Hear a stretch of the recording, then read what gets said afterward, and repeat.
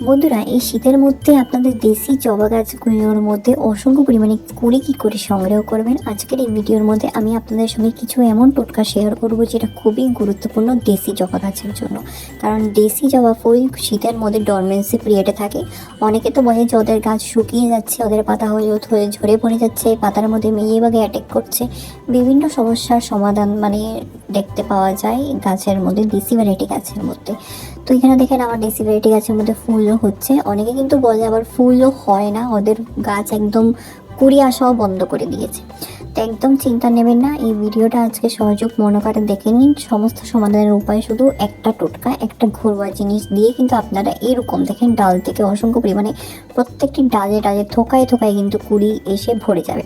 তো বন্ধুরা, ভিডিওটা একদম স্কিপ করবেন না, যদি স্কিপ করে ফেলেন গুরুত্বপূর্ণ জিনিস মিস আউট করে ফেলবেন। চলুন বন্ধুরা, সময় নষ্ট না করে তাহলে ভিডিওটা শুরু করা যাক। চলুন।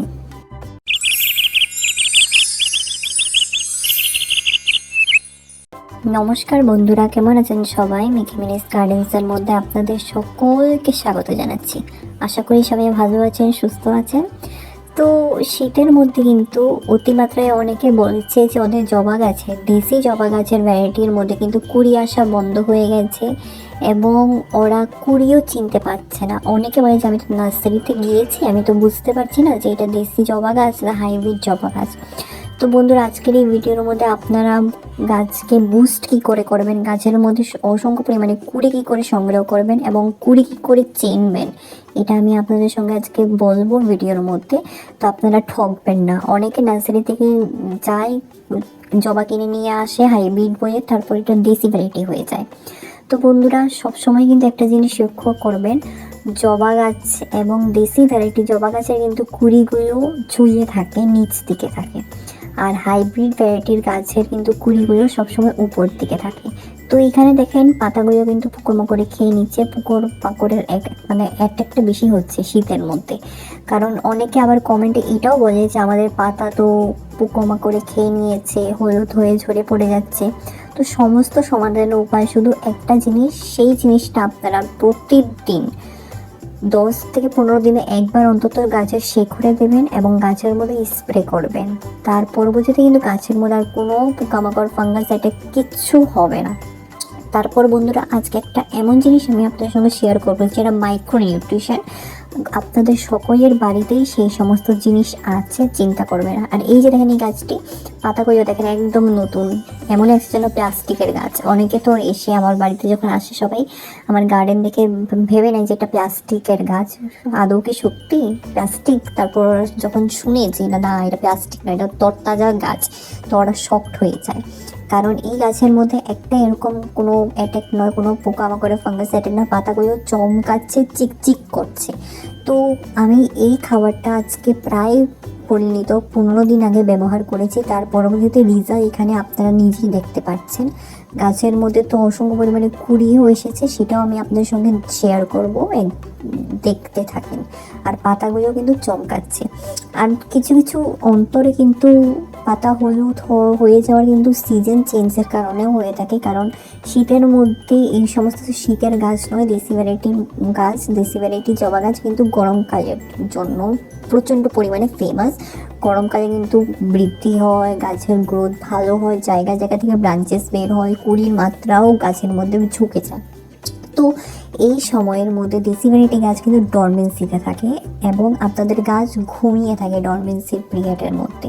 তো আপনারা কিন্তু ওভার কোনো ফার্টিলাইজার গাছের মধ্যে ব্যবহার করবে না, কোনো স্প্রে করবে না, নাহলে আপনাদের গাছ কিন্তু শুকিয়ে যাবে এবং আপনাদের গাছের পাতা কিন্তু হলুদ হওয়া শুরু করে দেবে। তো আপনারা কিন্তু বাঁচাতে পারবেন না। আর এই যে দেখেন, এটা হলো রক্ত জবা, লাল রঙের জবাটি। তো এখানে কিন্তু পাতাগুলো মরে যাচ্ছে, দেখেন নিচ থেকে কুঁকড়ে গেছে। তো এখানে কিন্তু অল্প পরিমাণে ফাঙ্গাস অ্যাটাক করেছে। তো বন্ধুরা, আপনাদের পাতার যদি চারোদিক থেকে যদি কুঁকড়ানো থাকে, চারোদিক থেকে যদি কুঁকড়ানো এরকম ফোল্ড হয়ে থাকে, তাহলে বুঝে যাবেন যে আপনাদের পাতার মধ্যে ভাইরাস অ্যাটাক করেছে, ফাঙ্গাসে নয় ভাইরাস। তো সেই ভাইরাস যদি আসে গাছের মধ্যে তো অনেক পরিমাণে রিস্ক হয়ে যায়।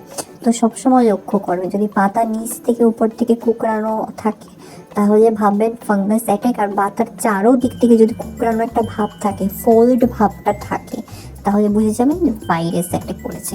তো এই যে দেখেন, এটা হলো এমন একটি জিনিস, এই সমস্তকে বলা হয় কিচেন ওয়েস্ট। এবং এখানে কিন্তু কিচেন ওয়েস্টের মধ্যে আমি কিন্তু কলার খোসাটাকে নিয়েছি, এটা অনেকটাই গুরুত্বপূর্ণ জিনিস এই সিজনের মধ্যে। তো বন্ধুরা, কলার খোসাগুলোকে কিন্তু আমরা সরাসরি ব্যবহার করব না, আপনারা কলার খোসাগুলোকে ভালো করে রোদের মধ্যে শুকিয়ে নেবেন। আর ওখানে পেঁয়াজের খোসা আছে, তো পেঁয়াজের খোসাটা আমি এখন ব্যবহার করছি না, কলার খোসাটাকে ব্যবহার করছি। তো কলার খোসাগুলোকে আমি ভালো করে রোদের মধ্যে দেখেন শুকিয়ে নিয়েছি, একদিনের রোদেই শুকিয়েছি। তারপর এই যে জিনিসটা, এই জিনিসটা কিন্তু আপনারা ডাইলিউট করেও ব্যবহার করতে পারেন এবং শুকনোও ব্যবহার করতে পারেন। যদি আপনাদের ইনস্ট্যান্ট ফলাফল লাগে, দরকার চায়, তাহলে কিন্তু আপনারা ডাইলিউট করে জল দিয়ে সার বানিয়ে ব্যবহার করবেন, ইনস্ট্যান্ট রেজাল্ট পেয়ে যাবেন। যদি আপনারা লং টাইমের জন্য যদি গাছের মধ্যে কাজ করাতে চান, গাছের মধ্যে ফুল সংগ্রহ করতে চান, তাহলে কিন্তু শুকনো ড্রাই ফার্টিলাইজারটা ব্যবহার করবেন। আর এই যে দেখেন, এগুলো তরতাজা, এগুলোকে ভালো করে কালকে রোদের মধ্যে শুকিয়ে নেব, এগুলোকে ব্যবহার করব না। যে সমস্ত শুকিয়ে গেছে সেগুলো ব্যবহার করব। তো অনেকে জানে না, অনেকে লিকুইড ফার্টিলাইজার ব্যবহার করে ফেলে, তারপর বলে যে কিছুদিন তো ভালোই হয়েছে, এক সপ্তাহ আমাদের কাছে তো ভালোই ফুল হয়েছে, তারপরের সপ্তাহ তার কোনো ফুলই হচ্ছে না। কারণ লিকুইড ফার্টিলাইজার খুব শিগগিরই কাজ করা শুরু করে দেয়। তো সেটা আপনারা প্রতিদিন প্রত্যেক সপ্তাহে দিতে হবে এবং 10 দিনে 2বার করে দিতে হবে। তো তার থেকে ভালো আপনারা শুকনো ফার্টিলাইজার, ড্রাই ফার্টিলাইজার ব্যবহার করেন। এমন ডরমেন্সি গাছের মধ্যে যেই সমস্ত গাছকে বুস্ট করবে এবং খুব ভালো আপনারা রেজাল্ট পাবেন। আর এখানে দেখেন, গাছের পাতাগুলোও চমকাচ্ছে এবং কলার খোসার স্প্রেও আপনারা করতে পারেন, সেটা লিকুইড ফার্টিলাইজার ভালো করে ডাইলিউট করে একদিনের জন্য কলার খোসাগুলোকে জলের মধ্যে রেখে দেবেন। তারপর নর্মাল জল দিয়ে ডাইলিউট করে ভালো করে গাছের মধ্যে স্প্রেও করবেন।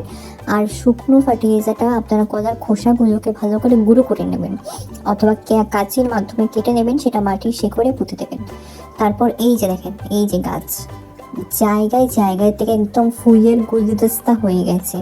আর এই যে দেখেন, এটা খুবই একটা কমন জিনিস, যখনই আমরা জবা গাছের ফুল তুই ডাটাগুলো থেকে যায়, ডাটাগুলো কিন্তু অবশ্যই তুলে নিতে হয়, কারণ গাছের সমস্ত শক্তি এই সমস্ত ডাটাগুলোকে শুকনো হতে, মানে গাছ থেকে পড়ে যেতে গাছে এনার্জি দিয়ে দেয়।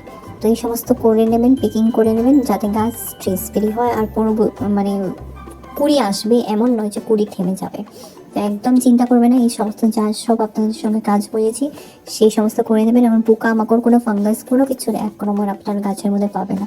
যদি অতিমাত্রায় কোনো কিছু পোকামাকড় আক্রমণ বেশি হয়েছে, তাহলে নিম পাতা সিদ্ধ করে যদি এই স্প্রেটা করবেন, সেটা খুবই ভালো। তো চলুন বন্ধুরা, যদি আপনাদের এই ভিডিওটা ভালো লেগে থাকে, তাহলে অবশ্যই আপনারা আপনাদের প্রিয় গার্ডেনিং ফ্রেন্ডসের সঙ্গে আমার ভিডিওটা শেয়ার করবেন। আর অবশ্যই আমার পাশে থাকবেন, কারণ এটা আমার নতুন চ্যানেল, আমাকে সাপোর্ট করবেন এগিয়ে যাওয়ার জন্য। তো আমি সমস্ত ঘরোয়া টোটকাই শেয়ার করে থাকি। চলুন তাহলে পরবর্তী একটা নতুন ভিডিও নিয়ে, আবার নতুন টিপস অ্যান্ড ট্রিক্স নিয়ে আবার আসছি। ভালো থাকবেন, ধন্যবাদ।